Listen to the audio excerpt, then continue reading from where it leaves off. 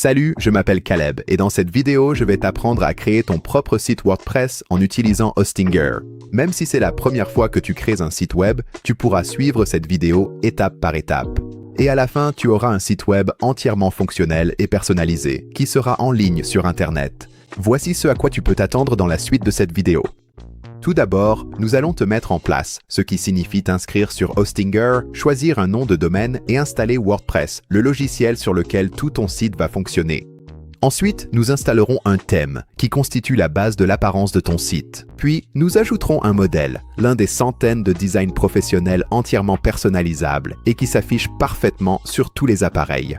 Ensuite, nous le personnaliserons grâce à un éditeur simple de type glisser-déposer afin que tu puisses le rendre unique et l'adapter exactement à tes envies, le tout sans écrire une seule ligne de code. Après cela, nous ajouterons les touches finales, comme ton logo, l'entête et le pied de page.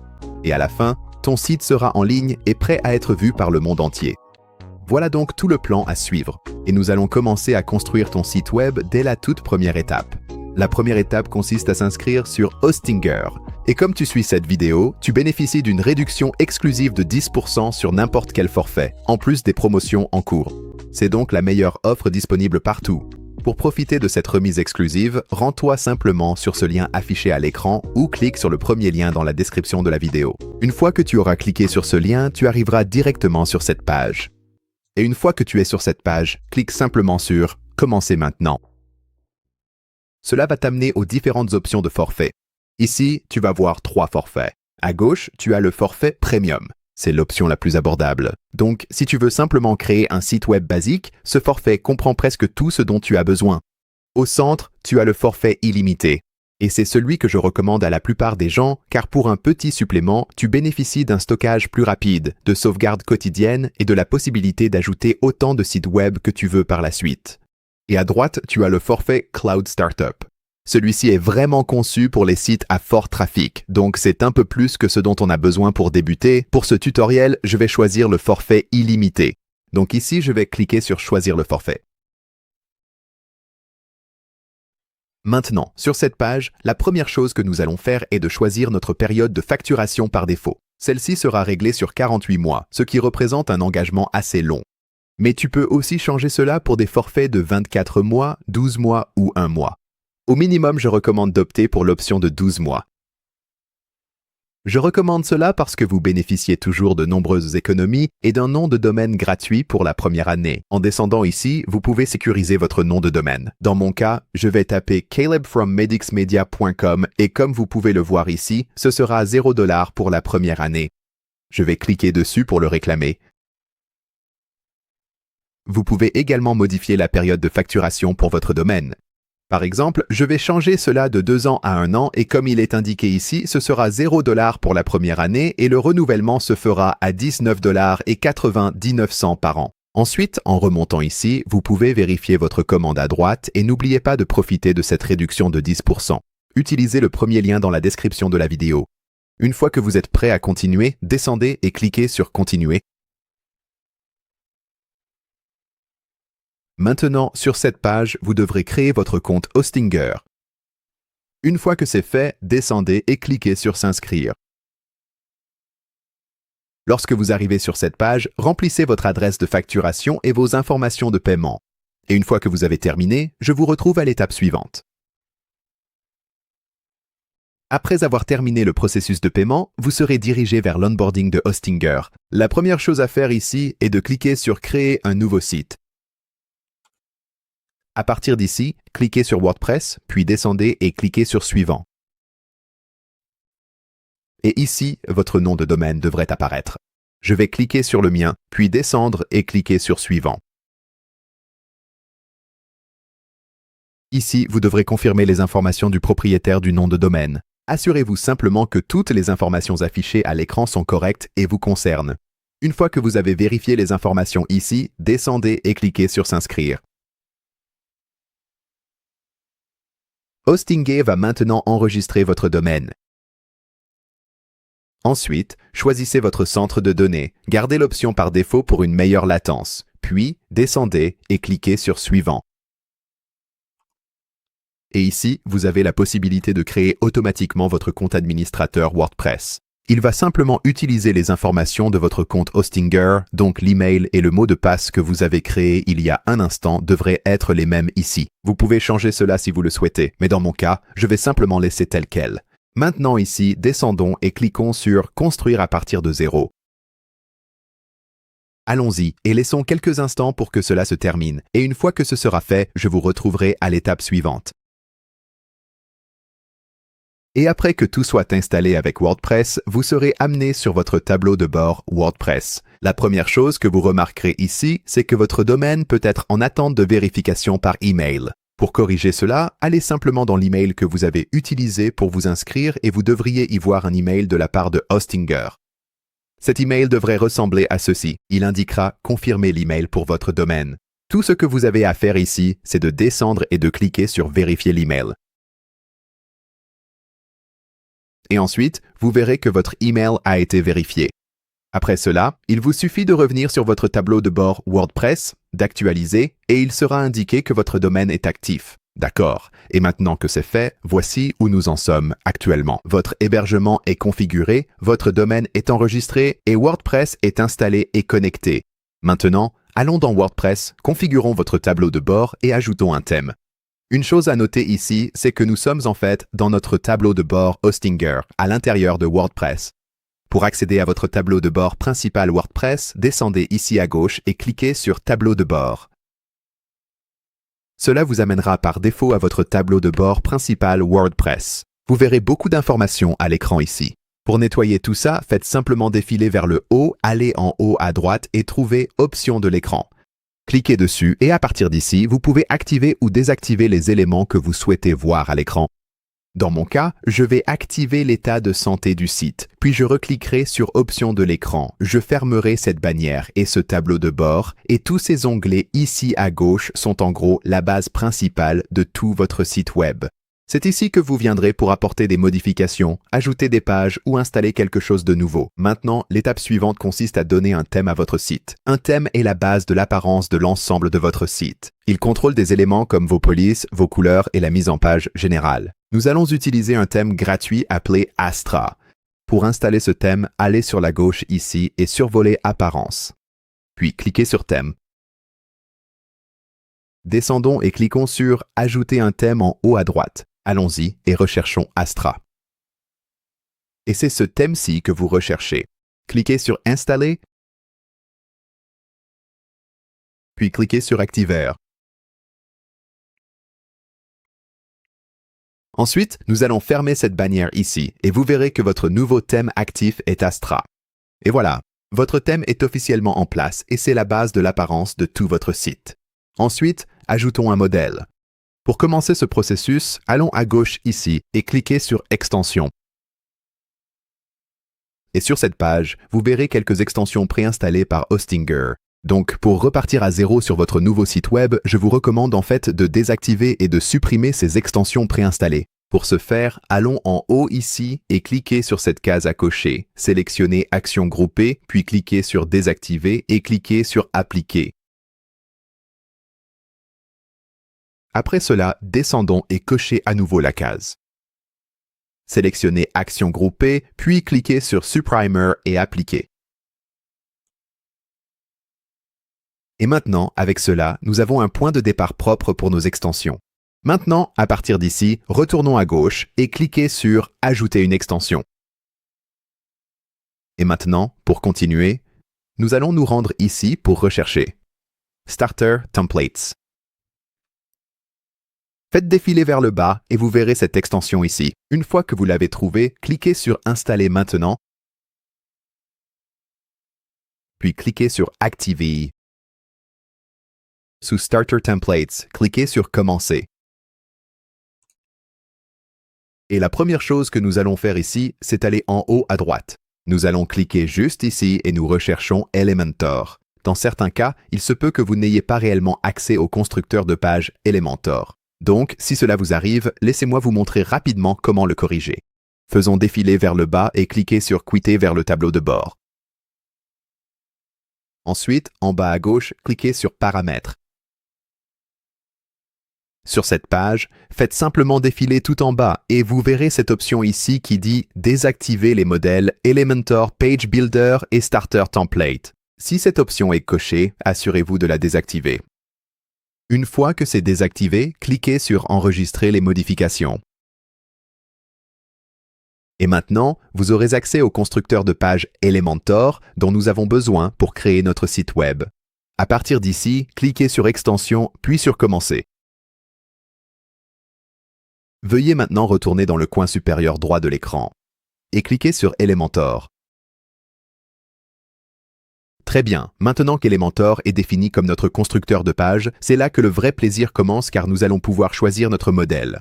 Un modèle est en fait un design prêt à l'emploi pour votre site web. Donc, au lieu de partir d'une page complètement blanche, vous obtenez une mise en page professionnelle que vous pouvez personnaliser et adapter à votre goût. Vous pouvez donc considérer votre modèle comme un point de départ pour votre site web. Pour trouver un modèle, vous avez plusieurs options différentes. Vous pouvez en rechercher un spécifique ici en haut, et ils proposent aussi ces catégories prédéfinies ici. Donc, si vous créez un type de site web particulier, il se peut qu'ils aient ici un modèle parfait pour vous. Et vous pouvez aussi simplement faire défiler la page d'accueil ici pour voir si l'un des modèles attire votre attention. Je veux également préciser rapidement que tous les modèles portant cette étiquette Premium en haut à droite sont payants. Mais si vous voyez un modèle comme celui-ci qui n'a pas l'étiquette Premium en haut à droite, ce modèle est entièrement gratuit à utiliser. Une fois que vous avez trouvé le modèle qui vous plaît, cliquez simplement dessus. Et sur la droite ici, vous pouvez faire défiler et voir à quoi ressemble réellement le modèle. Vous pouvez découvrir toutes les différentes sections. Et pour la plupart des modèles, si vous remontez en haut et que vous cliquez sur cette icône de menu juste ici, vous pouvez également parcourir et voir les autres pages. J'aime l'apparence de ce modèle, donc je vais choisir celui-ci. Sur la gauche ici, vous avez d'autres options comme télécharger votre logo, ce que nous ferons un peu plus tard. Vous pouvez également changer l'association de police ici, et vous avez aussi la possibilité de modifier la palette de couleurs. Une fois que vous avez fait vos choix, descendez et cliquez sur Continuer. Et ici, vous pouvez sélectionner les fonctionnalités que vous souhaitez sur votre site web. Au minimum, vous avez juste besoin du constructeur de page et du formulaire de contact. Le reste est facultatif. Je désactive le référencement et la visibilité, je descends et je clique sur Continuer. À partir d'ici, cliquez sur Passer et commencez la création. Les modèles de démarrage créent maintenant votre site. Ce processus prend quelques instants. Je passe donc directement à l'étape suivante. Et une fois que c'est terminé, allez-y et cliquez sur Voir votre site web. Et après avoir cliqué dessus, vous arriverez sur votre site web pour la première fois. Et le voilà. Votre site web est en ligne pour la toute première fois. Maintenant, la partie amusante commence. Personnalisons-le et faisons-en le vôtre. Pour commencer, allez en haut et cliquez sur Modifier avec Elementor. Et maintenant, vous êtes dans le constructeur de page Elementor. Avant de modifier quoi que ce soit ici, laissez-moi vous montrer rapidement comment une page est assemblée. Parce qu'une fois que vous aurez compris cela, vous pourrez modifier à peu près tout ce que vous voulez. Chaque page est composée de conteneurs, et la façon la plus simple de les imaginer, c'est comme les grandes sections qui s'empilent sur votre page. Ensuite, à l'intérieur des conteneurs se trouvent les éléments, qui sont les choses que vous voyez réellement. Ce sont des éléments comme votre texte, vos images et vos boutons. Voyons à quoi cela ressemble concrètement sur notre page d'accueil ici. Sur la droite, jetons un œil à notre panneau de structure. C'est en gros comme une carte de votre site web. Nous allons cliquer sur ce conteneur tout en haut de la liste ici, et vous verrez qu'il met cette section en surbrillance rose. Cela indique que nous sommes en train de regarder ce conteneur en haut. Maintenant, cliquons sur la flèche à côté pour l'ouvrir. À l'intérieur de ce conteneur, je vois maintenant deux éléments. Il y a un titre de texte et un bouton. Et je peux en fait voir ces deux éléments à l'intérieur du conteneur, juste ici. Dans le panneau Structure, je peux cliquer sur l'icône en forme d'œil pour masquer l'élément, cliquer à nouveau pour le révéler, et je peux également faire glisser et réorganiser ces éléments simplement en les déplaçant vers le haut ou vers le bas. Vous pouvez faire exactement la même chose avec vos conteneurs. Si vous voulez masquer tout le conteneur, il suffit de cliquer sur l'œil. Et si vous souhaitez réorganiser les conteneurs sur votre page d'accueil ici, il vous suffit de les faire glisser et de les déplacer à un autre endroit. Cela fonctionne pour chaque page de votre site web. Et si le panneau Structure vous gêne, vous pouvez en fait le déplacer simplement en le faisant glisser. Ou vous pouvez appuyer sur CTRL ou commande I pour le masquer, puis à nouveau sur CTRL ou commande I pour le faire réapparaître. Passons maintenant à la modification des éléments. Commençons par apprendre à modifier le texte de notre site web. Pour modifier votre texte, il suffit de survoler le texte que vous souhaitez changer, puis de cliquer dessus. Et à partir de là, vous pouvez simplement sélectionner le texte et taper ce que vous voulez. Vous pouvez également modifier le texte ici, sur la partie gauche. Encore une fois, il suffit de sélectionner ce texte puis de taper ce que vous souhaitez qu'il affiche. C'est vraiment aussi simple que ça. Sur la partie gauche ici, vous verrez également l'onglet Style. C'est ici que vous pouvez modifier l'apparence de votre texte. Vous pouvez changer ici votre police, le contour et l'ombre du texte, ainsi que la couleur du texte. Par exemple, ici je pourrais changer la couleur du texte du blanc au rouge. Et si jamais vous faites une modification comme celle-ci qui ne vous plaît pas, c'est très facile de l'annuler. Il suffit d'appuyer sur Ctrl ou CMD-Z sur votre clavier et cela annulera ce changement. Maintenant, comment changer les images sur notre site web? Eh bien, c'est tout aussi simple et cela fonctionne de manière assez similaire au texte. Faisons défiler la page et trouvons une image que nous voulons remplacer. Je vais remplacer celle-ci, juste ici. Pour la remplacer, il suffit de cliquer dessus, de survoler, de choisir Image, de cliquer ici, puis de faire glisser et déposer l'image que vous souhaitez. Une fois que votre image est téléchargée, allez en bas à droite et cliquez sur Sélectionner. Et vous verrez que l'image est remplacée ici. Et avec votre image sélectionnée ici, vous pouvez modifier la résolution, la légende et le lien. Si vous allez en haut et cliquez sur Style, vous avez d'autres options ici pour redimensionner votre image. Donc, au cas où votre image personnalisée ne s'afficherait pas correctement sur votre site web, vous pouvez l'ajuster ici. Ensuite, apprenons comment modifier les boutons sur notre site web. Pour mon site web, mon bouton se trouve tout en haut. Et pour personnaliser ce bouton ici, il suffit de cliquer dessus et de consulter ses paramètres ici. Sur le côté gauche, vous pouvez commencer par changer le type de bouton. Vous pouvez également modifier le texte ici. Par exemple, ici je vais le changer de « Commencer » à « Contactez-moi ». Vous pouvez aussi changer la page vers laquelle le bouton redirige. Donc par exemple, ici je vais supprimer ce dièse et taper « Contact », puis je peux lier ce bouton à ma page de contact. Ensuite, en haut, vous pouvez cliquer sur « Style » et modifier l'apparence du bouton sur votre page. Ensuite, parlons de l'ajout de nouveaux éléments, car vous n'êtes pas limité à ce que le modèle vous propose. Pour ajouter un tout nouvel élément, allons en haut à gauche et cliquons sur ce bouton plus ici. Faisons défiler vers le bas ici. Vous pouvez faire glisser des conteneurs et des grilles et vous trouverez également vos éléments ici en bas. Vous avez des éléments comme du texte, des images, des vidéos, des boutons et d'autres éléments sympas ici aussi. Pour en faire glisser un, il suffit de passer la souris dessus, de le faire glisser dans votre conteneur et de le déposer ici. Si vous souhaitez supprimer cet élément, faites simplement un clic droit dessus, descendez et cliquez sur Supprimer. Et vous pouvez faire la même chose pour les conteneurs également. Pour supprimer un conteneur entier, il suffit de passer la souris dessus, d'aller en haut, de trouver le X et vous pouvez le supprimer ici. Vous remarquerez aussi ces icônes ici en haut. Nous regardons actuellement notre site web en vue bureau, mais vous pouvez aussi vérifier à quoi il ressemble sur tablette et sur mobile. Votre modèle s'ajustera déjà assez bien pour la tablette et le mobile, mais ça vaut le coup d'y jeter un œil rapide. Et toute modification que vous apportez en vue mobile ne changera que la version mobile, donc cela n'affectera pas la mise en page de votre version bureau. Une fois que tout vous convient ici, allez en haut à droite et cliquez sur Publier. Cela enregistrera votre travail et le mettra en ligne pour que tout le monde puisse le voir. Ensuite, parlons des pages de votre site web. Pour les afficher, allez en haut ici et vous verrez la page sur laquelle vous êtes actuellement, qui est la page d'accueil. Cliquez ici pour voir vos autres pages. Ce modèle inclut déjà quelques pages, mais vous en ajouterez d'autres plus tard. Voyons comment faire. Cliquez sur « Ajouter une nouvelle page ». Et maintenant, vous avez une nouvelle page toute prête à utiliser ici. À partir d'ici, vous pouvez faire glisser un conteneur, puis commencer à ajouter de nouveaux éléments. Mais vous pouvez aussi cliquer sur cette icône juste ici, ce qui vous permet d'importer des pages à partir de n'importe quel modèle. Et vous pouvez également importer des blocs préconçus.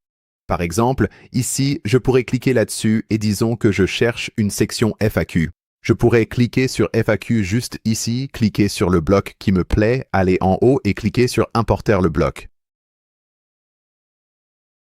Et ensuite, il est importé dans ma page. Et ensuite, vous pouvez personnaliser cela exactement comme nous l'avons fait sur votre page d'accueil. Une fois que vous avez terminé de personnaliser votre page, voyons les paramètres de votre page. Pour accéder aux paramètres de votre page, allez en haut à gauche ici et cliquez sur cette icône juste ici. Vous verrez que votre page a actuellement un titre par défaut. Sélectionnons ceci et, dans mon cas, je vais changer cela en FAQ, puis je vais changer le statut de brouillon à publier. Et nous allons faire défiler vers le bas ici et activer l'option masquer le titre. Une fois que vous avez terminé, allez en haut à droite et cliquez sur publier pour enregistrer votre travail. Et vous venez de créer une nouvelle page. Maintenant, une fois que votre nouvelle page est prête, vous voudrez l'ajouter à votre menu pour que les gens puissent la trouver. Nous venons de créer cette page FAQ, mais vous ne pouvez pas vraiment la voir ici dans le menu. Pour modifier ce menu, commencez par aller en haut à gauche et cliquez ici. Ensuite, cliquez sur « Quitter vers WordPress ». Puis cliquez sur cette icône WordPress ici. Cliquez sur le nom de votre domaine. Cliquez sur « Personnaliser ».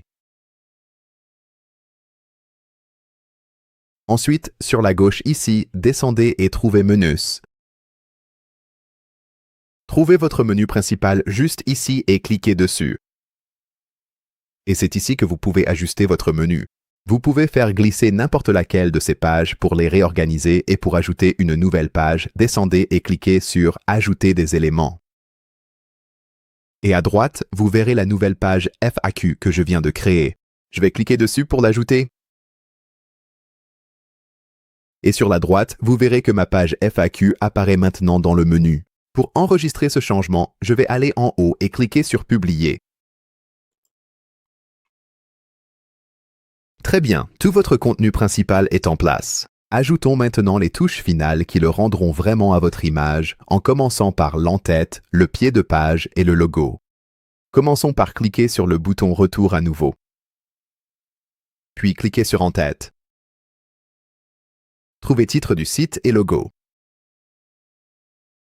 Cliquez sur Personnaliser l'en-tête transparent.